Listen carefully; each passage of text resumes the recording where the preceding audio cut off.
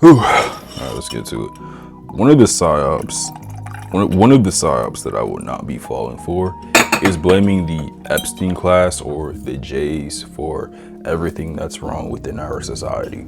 And I have made a list of things, I compiled a list of things. One of which is low birth rates. Second, the rising virginity crisis, allegedly. 3 is PDFs and overall sexual and social degeneracy and gender dysphoria.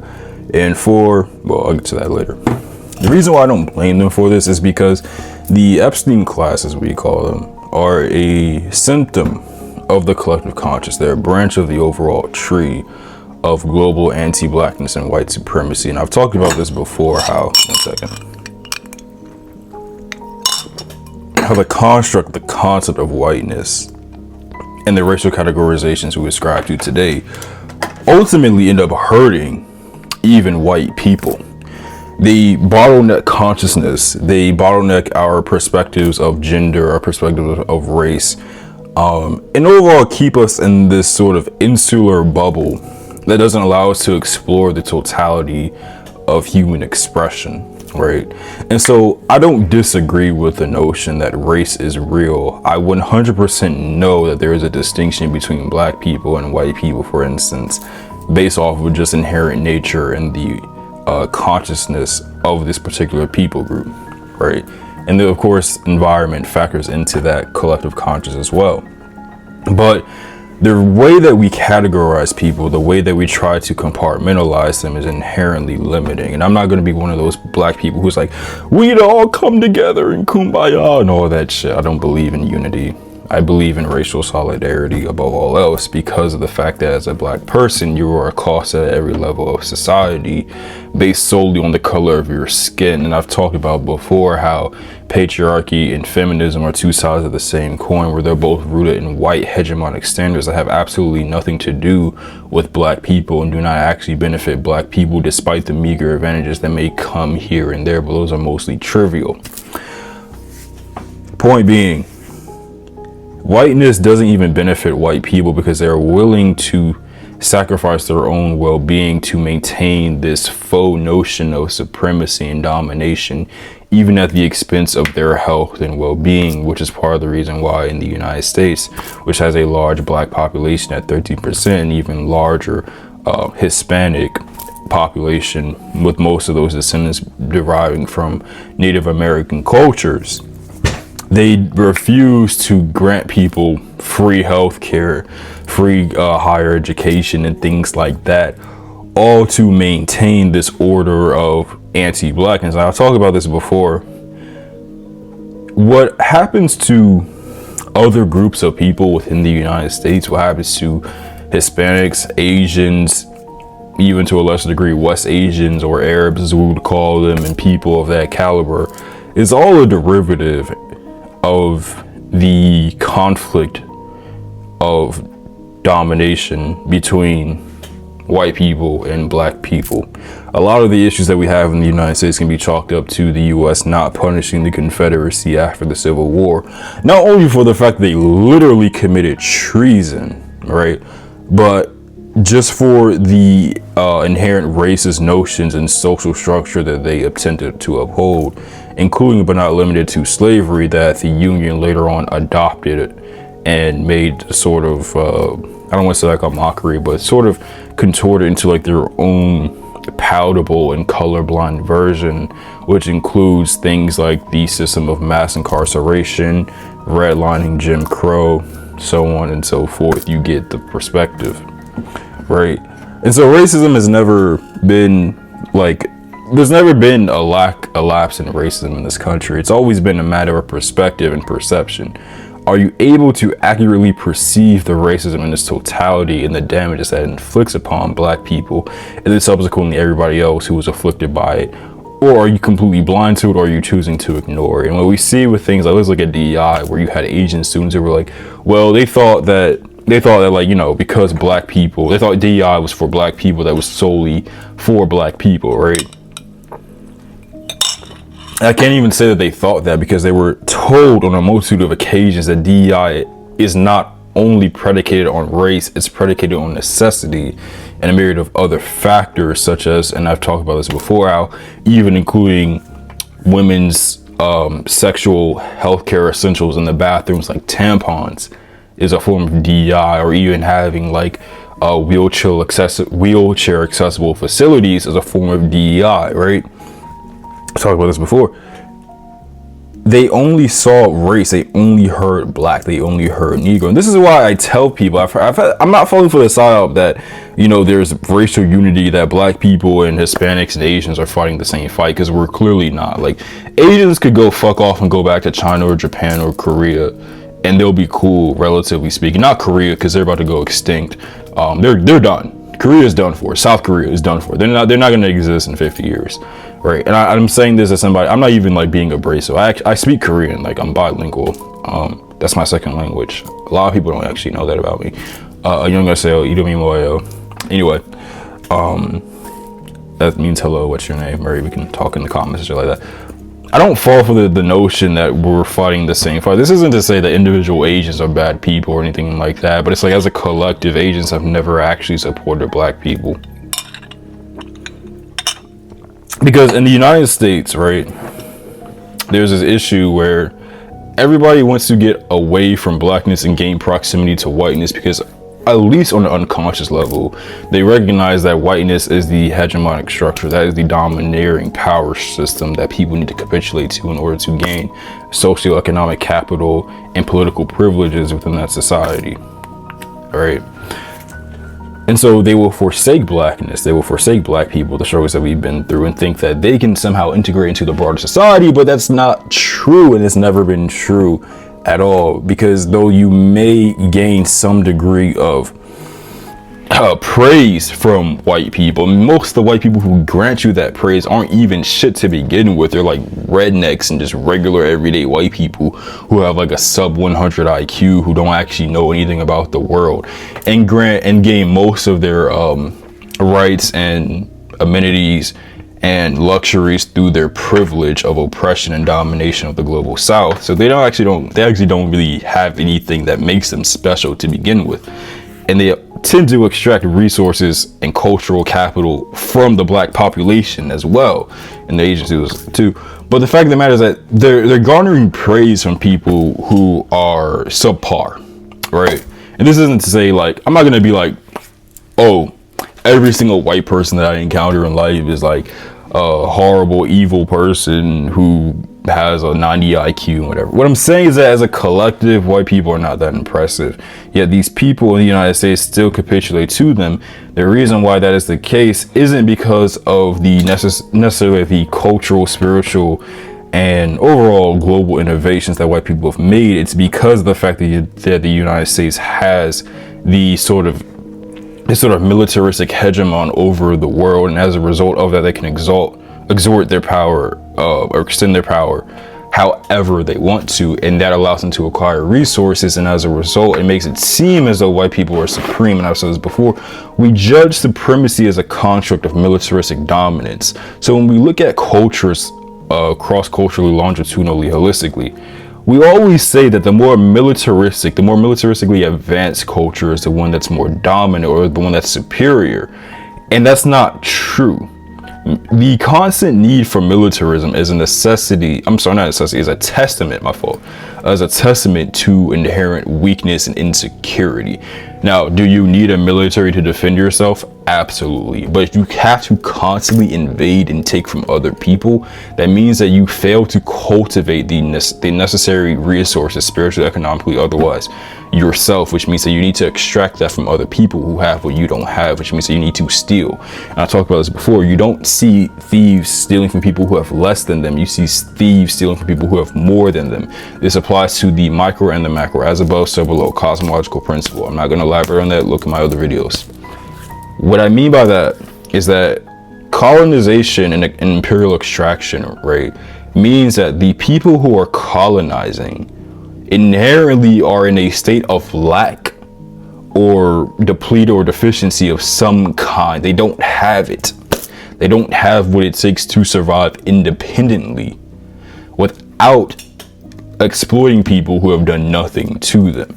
And so when you see within these like Asian and Hispanic and Arab communities is that they're trying to appeal to a race and class of people who have zero accomplishments independently, other than finding out new ways to brutalize one another, which is really Europe's greatest accomplishment, is the expansion of military power, but not necessarily the cultivation of humanity as a whole.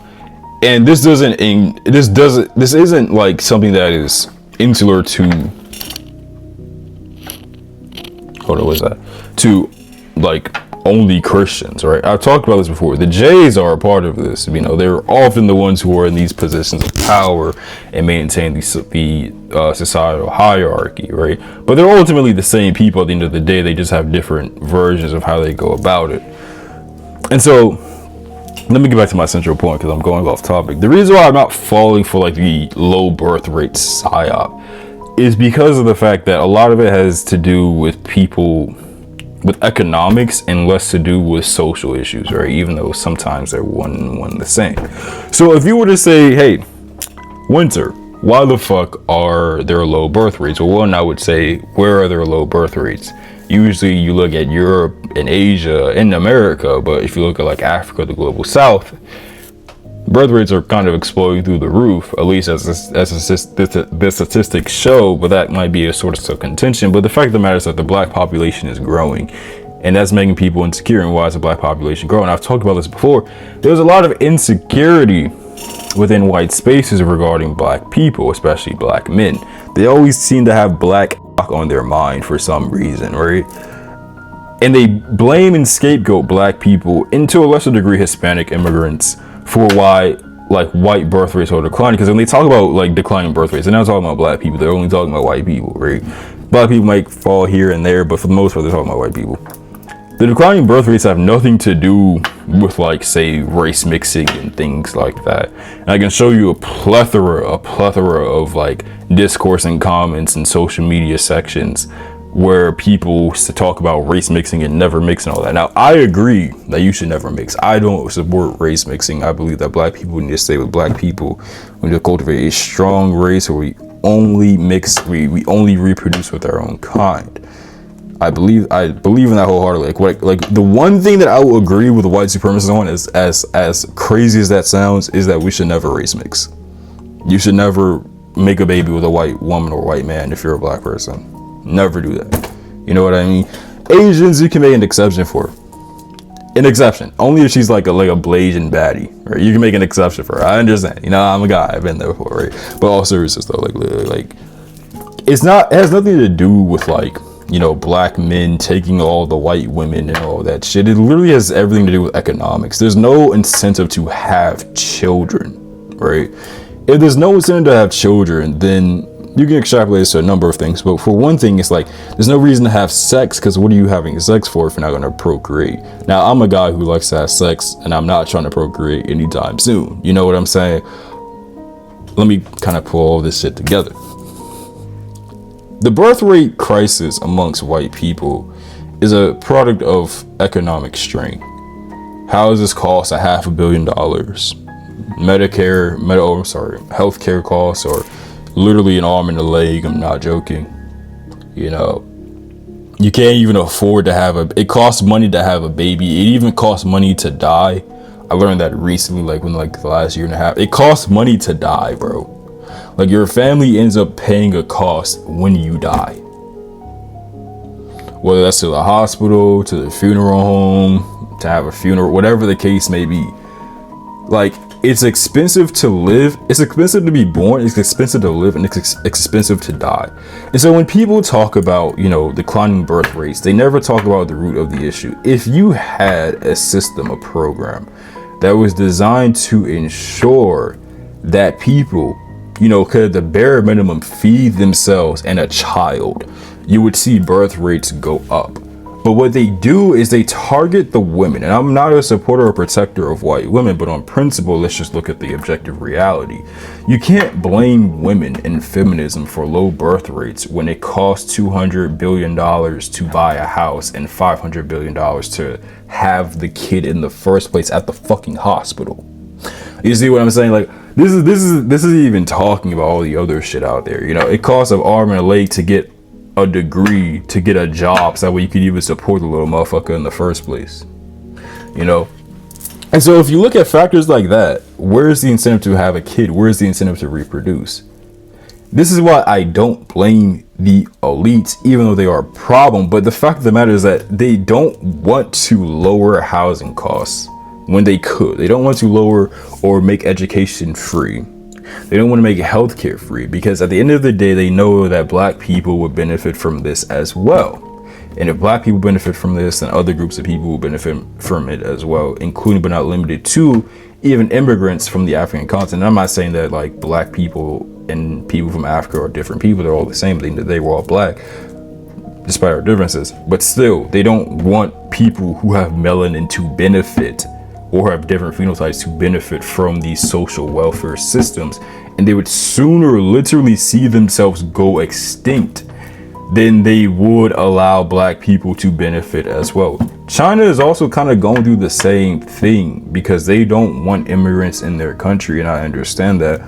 But your birth rates are starting to decline. Same thing with Korea, and even Japan, where there was like, I think it was like 2022 to 2024. There was like this whole thing where they were talking about, you know, Japanese people want like black men to come over and impregnate their wives and shit like that. And then as a result, like there's like this huge rise in nationalism amongst like Japanese people, blah, blah, blah, blah. It's like, you know, you can't blame black people for why like your women want to have sex with black men, for whatever the case may be, whatever stereotypes you guys created about black people because you control the media. That's literally just the imperial boomerang on a social level, you know? Like when you look at stuff like this, and I'm gonna be abrasive, I'm gonna be transparent, like most of the insecurities that white people have, especially white men have regarding black men, is rooted in literally like cuckold pornography. I'm not even joking, right?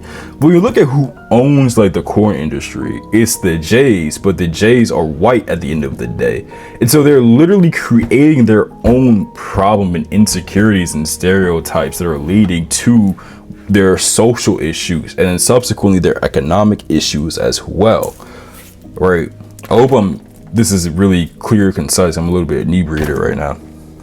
But this factors into the virginity crisis. I didn't make a chart. I found a chart on it recently. I didn't like do much research into it, so it might actually be false. But I found this like chart. It was highlighting how, where is it right here? How fuck, I'm trying to find it. But basically how there's like a rise in virginity amongst Gen Z individuals. I think the account is called We Have the Data. If I find the will to edit, I'll put up like the chart right here, but you can kind of see it. All right, there, that's what we'll go with. There's a steep rise in virginity among teens and young adults. And so what they measured is the ages of 14 to 25 years old, right? Yeah, 14 to 25, right? Obviously the 14-year-olds have like the lowest rate of virginity, and I don't even think they should really be counted, but sure, let's put that in there. I lost my virginity at 15, so fuck it, right? I can't say that they're obviously like they're not men, but they are like males and females and things like that, right? But there's an increase in virginity, and it shows that, where are we at? Shows that there's lower virginity rates between 2019 and 2025. I'm not even gonna try to look at the data, but I'm looking at it right now. But I don't think that that's like, I think that what you'll see with a lot of people, let me look at the comments. What are the comments saying? One of the comments is that the kids are finding Jesus and rejecting the overly sexualized culture that was pushed upon them by the Epstein class, which actually, that comment inspired me to make this video. The kids are not finding Jesus, okay? They're not finding Christ. Religion is like at an all-time low, depending on who you ask. Also, Jesus is not going to give you, it's not, it doesn't, like, this is copium, right? This is copium. Just because you can't bag hoes doesn't mean that you need to outsource your failings to religion or black people or other institutions or whatever or means, right? I've said this before, like, getting hoes has little to do with economics, right? Having kids does. Bagging bitches has nothing to do with it. there have been plenty of instances where a dude who has money will lose a bitch to some dude in a white t-shirt and Nike shorts and Nike slides who has $200 to his name at the very most, and most of that might even be like debt or credit, whatever the case may be, right? Getting hoes has literally nothing to do with any of that. There have been moments in my life where like I've bagged, like, okay, I told this before. There was like one instance where there was this dude who had a wife, right? He had 3 master's degrees, all of that shit, right? I was in college, I was in undergrad with like barely any money. I had like a couple grand or something like that at the very most. I was clobbing his wife on a daily basis. Now his wife was like 2-3 years older than me, right? And I was like 19 at the time, right? 20 at the time, right? So she was young. They're Muslim, so they get married really early. But I was still clapping shorty, like, you know what I'm saying? Like that has nothing, like all of this other shit has nothing to do with it. If you have game, if you're attractive, if shorty likes you, she fucks with you. The virginity crisis is literally just a lack of game, you know? And I don't know how else to extrapolate that other than just stating the truth of it. Like you can't say like, and I talked about this in my last video, a lot of like men, especially white men, feel inadequate in comparison to their black counterparts, and they believe that the only reason why they're able to bag shawties was because of the fact that they had more privileges or economic leverage within society. But in an economy where everybody's going through it, where's the leverage? You know what I'm saying? It's not there. It doesn't exist, right? What else did the comment say? Someone said there's a larger ideological gap between young boys and girls mixed with increased societal pressure to develop professional specialties, pushes dating to the back. Okay, which pushes dating back to the background, right? And I agree with that to a degree. I do agree with that. You know, it's like if you tell women like, hey, you know, you don't need a man, all that other independent bullshit. Even the black community, this is prevalent. Like, you don't need a man, go be your own woman and all that fuck shit. Like, sure, that could create like, you know, contention, but it's like that doesn't stop you from clapping the hoe. It's like at the end of the day, a woman is not gonna go along without sex. Like a young woman, particularly, like when you're looking at like this age range and this graph. But let me just be ethical. Let's go 18 to like 35. They're not like, women are not getting clapped. You know what I'm saying? Like they are like they're not having sex. It's a matter of who they're having sex with. And so when you put all of your VC, right, for lack of a term, into, you know, the cosmetics of your appearance, not actually into like the character and things like that, you tend to lose out at the end of the day. Now, when I say improving your character, I don't mean like being a good person. I mean being the person that women respond to the most, however toxic or healthy that may be. You know, I don't really give a fuck about a bitch's opinion. I only care about what the bitch responds to and what's gonna get her to clap that ass. And that's what how you have to look at it. Society will tell you, you know, be a good man and all that other fuck shit. I don't agree with that. I agree with being a good man for your wife and your family, or the woman who you're taking seriously, but like for the hoes, just do what you have to do.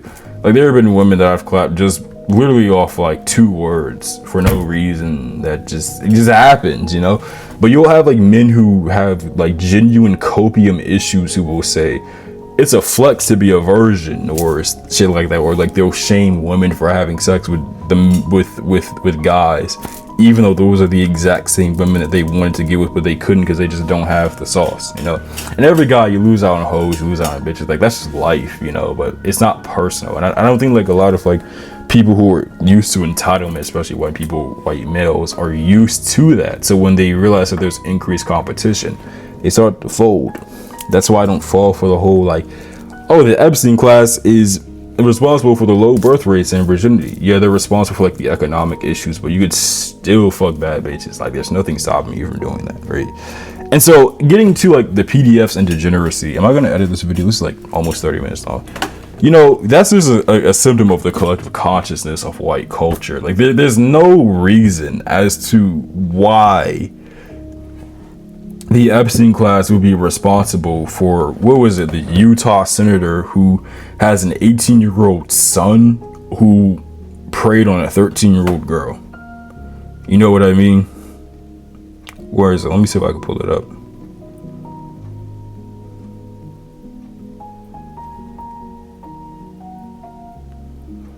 I don't even look at most of the posts that I send myself. Yeah, like shit like this, right? Like when you look at the rise of PDFs in this country and things like, not even the rise, the prevalence of PDFs and the exposure of them in this country, it has less to do with the Jews, who again are white, and everything to do with the collective consciousness and the entitlement and the inherent degeneracy that is prevalent within white society. Why do you keep seeing this? Like, people talk about Weimar Germany, Weimar problems, Weimar solutions. I don't disagree with that inherently. You got to get rid of the people who are responsible for collapsing your economy and subverting your political system through banking and things like that, right? Through illegitimate means, right? I don't disagree with that. But they're still white at the end of the day. And so what you see is that there's like this internecine strife between white institutions, white systems of governance, right? Right now, the Zionists are winning the fight, right? That doesn't erase or detract from their whiteness. They're still white at the end of the day. They're not necessarily winning against white people as much as they are winning against the world. What you've seen throughout human history is that there's always been this struggle between different forms of white imperialism. This goes back to the British versus the French versus the bankers, who the bankers are, all types of shit, There's always been that sort of the Allies versus the Axis, things like that, right? The Germans and the Italians versus the Anglosphere. Even though the Germans are technically Anglo, but still, there's always been that sort of strife. And everybody else kind of falls in between that, and we end up fucked. And the people who end up in between that the most are black people, and to a lesser degree Hispanics. And then you have like the whole like Asian theater of war. But they still, at the end of the day, capitulate to whiteness because Asians are kind of whores for white people. A lot of people are. But Asians are definitely in that as well. Like, they try to assimilate to whiteness as much as possible. They extract from blackness. I think there was this thing called like B Street. It exists in Tokyo, where they like copy and mock black culture. You had like Japanese Twitter that was talking about how much they hate black people or how much they fear black people, yet still steal the swag and try to remix it and say that it's theirs. All that other shit, right? It doesn't make any sense.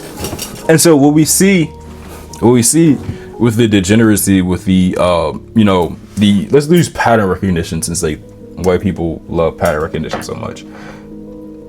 Explain the statistics, the prevalence of being a PDF who exploits and abuses children within your community. This is the thing about like the whole pattern recognition crew. I've talked about this before. Not only do they not recognize the underlying factors that lead to crime and things like that, or which includes but is not limited to socioeconomic strain, but they also neglect the pattern recognition that tells them that, hey, there's a huge problem with the abuse of children and women, especially minor females, within the white community. Not only that, whenever they say, hey, the Jays got kicked out of 109 countries, they can recognize that pattern, but always fail to neglect that those people are white at the end of the day. And that's why I don't blame, Trump and Epstein and all that. There are symptoms that should be held accountable, no doubt, but they are not the problem. The problem stems from the collective consciousness of white culture, because that is where everything derives from. You're not going to look at Jeffrey E. and tell me that he's not white because he has a different religion. I'm not going for that. You could be any there are black Jays, there are black Muslims, there are Hispanic Muslims, there are Hispanic Jays, there are Jays all over the world. But when we look at the Ashkenazis and things like that, they're all white. They come from Europe and whatever, right? And so getting back to my point, my main sort of thesis is that all of these are symptoms of the collective consciousness of white society that people sort of succumb to as a result of living under their thumb through militaristic practices, but also cultural subversion and sort of conscious subversion, as well as emotional control and maintenance. So I don't believe that the E-class is the problem. When I see this online where you have like the Goipers, the Nick Fuentes fans, and all that other nonsense who say it's the Jays, it's the Jays, it's the Jays. What race are they? And then there are people who will say, well, the Jays aren't white because they don't even identify as white, and white people don't accept them. That's like saying that Somalis and Ethiopians who say that they're not black aren't black when they're clearly black. It doesn't matter what you call yourself, you are what you are. Which goes back to my first point, that I agree with race realism. You guys created the classification to a degree, right? To a degree. You proliferated it on a global scale, so you have to live with it. You can't say, well, the Jays are a completely different group of people because they're a different religion. That doesn't change their race. Which is, again, the racial classifications that you guys came up with, which they would fall into. And the reason why you know that they're white, not only is because they literally come from Europe. Benjamin Netanyahu's last name is Milikowski, he's Polish. But the fact is that they don't get kicked out of 109 countries if they're a different race. If they're black or Oriental or Hispanic, or at the time I guess it would be like Native American, people would not allow them into their countries. People would not allow them to have control and domination over their banking systems, and then allow them to get away with subverting their legitimate governments 109 times over the course of like a millennia. That wouldn't happen. That only happens because they're white, and they don't realize that they're white. They don't acknowledge that they're a different religion until it's too late. They're only allowed to get away with it because they're white. So they'll be like, oh, well, the Jays got kicked out of 109 countries. That means it took you guys 109 times to figure out that they were doing shit. But the only reason why you didn't figure that out sooner was because they were white, and you were willing to maintain that white hegemonic structure and dominance, including systems such as like the British Empire, things like that. But you only called it out once it started to affect you. You know, when it was brutalizing the entire globe, the global south and the east, you didn't care about it. Once it starts to affect yourselves, now it's like, oh my God, the Jays are evil. But you were just benefiting from their systems of economic and imperial dominance, you know. But anyway, I'm done. We're at 32 minutes, I'm done.